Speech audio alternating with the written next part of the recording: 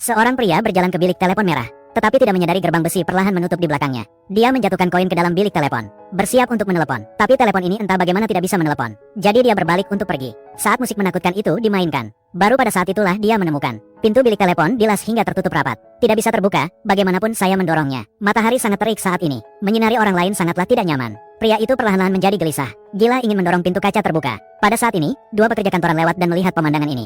Pria itu buru-buru mengetuk pintu kaca untuk meminta bantuan. Dia juga menemukan sesuatu yang lebih menyedihkan. Suaranya tidak dapat disampaikan keluar bilik telepon. Untungnya, melalui gerakan, kedua orang di luar juga mengerti apa yang dimaksudnya. Mereka mencoba menarik pintu dari luar, namun pintu kaca itu tetap tidak bergerak. Kedua orang di luar juga harus pergi bekerja, jadi harus pergi dulu. Pria itu kemudian menyadari, kerumunan orang yang penasaran juga tertarik dengan situasi aneh mereka. Meskipun tampaknya ada banyak orang, tetapi sebagian besar datang untuk menyaksikan keseruannya. Sama sekali tidak peduli dengan pria yang terjebak. Akhirnya seorang pria kuat melangkah maju. Dia mencoba menarik pintu agar terbuka. Tapi metode ini tidak berhasil. Meskipun pria ini lebih kuat, bahkan gagang pintunya pun rusak. Pintu kaca itu tetap tidak bergerak. Semua orang yang penasaran mencemooh pria itu. Pria itu tidak mau. Ia mengumpulkan kekuatan dan mempercepat langkahnya untuk memecahkan kaca. Dia mencoba beberapa kali berturut-turut.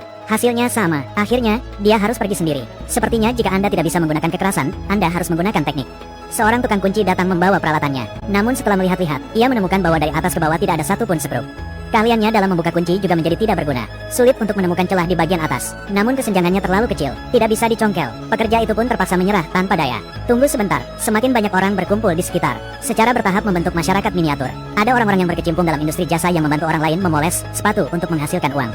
Ada pencuri yang mengambil kesempatan untuk mencuri makanan. Ada penjual balon di dekat sini. Dan semua ini karena dia sendiri seperti monyet. Biarkan semua orang melihat di sini. Dia terjatuh ke lantai karena putus asa. Untungnya penyelamatnya akhirnya tiba. Sebuah mobil pemadam kebakaran meraung ke arah kami. Setelah petugas pemadam kebakaran memahami situasinya, mereka segera membuat rencana. Mereka ingin memecahkan kaca langsung dari atas, kemudian bisa menyelamatkanmu. Satu-satunya kerugiannya adalah pria itu bisa terluka oleh kaca. Tepat saat itu akan berakhir. Para penyelenggara konspirasi ini tampaknya 4 pria berbohong mengaku sebagai karyawan perusahaan telepon, ingin membawa bilik telepon yang rusak kembali untuk diperbaiki. Pria itu sangat ketakutan. Saya tidak mengerti apa yang sedang terjadi. Mengapa mereka tiba-tiba ingin membawanya pergi? Ia hanya bisa melihat orang-orang di sekitarnya bersukacita. Semua orang merayakan kenyataan bahwa dia akan diselamatkan. Dia terseret di jalan oleh sebuah mobil.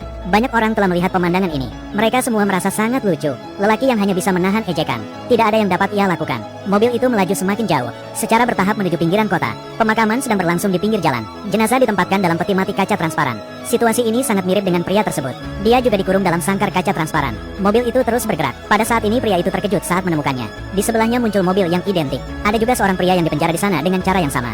Pada saat ini, keduanya menyadari, ternyata ini adalah plot yang mengerikan. Pria itu memukul-mukul kaca dengan panik, meminta bantuan dari pihak luar. Tetapi orang yang lewat mengira dia sedang menyapa. Pria itu kelelahan dan putus asa. Mobil itu melaju semakin jauh. Di jalan dia melihat seorang anak laki-laki. Pria itu mengingat putranya. Dia mengeluarkan dompetnya. Satu pandangan terakhir pada putranya. Secara bertahap mobil itu memasuki hutan belantara. Sebuah helikopter pengawal muncul di langit. Penculiknya bahkan punya helikopter. Jadi mengapa menangkapnya? Mobil itu akhirnya memasuki pangkalan rahasia. Di dalam, banyak karyawan membuat bilik telepon. Lalu gunakan mobil untuk mengangkut bilik telepon keluar. Ada rantai produksi yang lengkap di sini. Tujuan utamanya adalah menculik orang. Seorang pria diangkat oleh lengan mekanik. Kemudian dia ditempatkan di atas ban berjalan. Pria itu menyaksikan kejadian mengerikan itu. Sebelum dia, banyak sekali orang yang ditangkap dan dibawa ke sini. Mereka semua berubah menjadi kerangka karena putus asa dan ketakutan. Nasib manusia hanya bisa menunggu kematian datang ke sini. Staf menempatkan bilik telepon di sana, menunggu korban berikutnya datang. Filmnya berakhir seperti ini.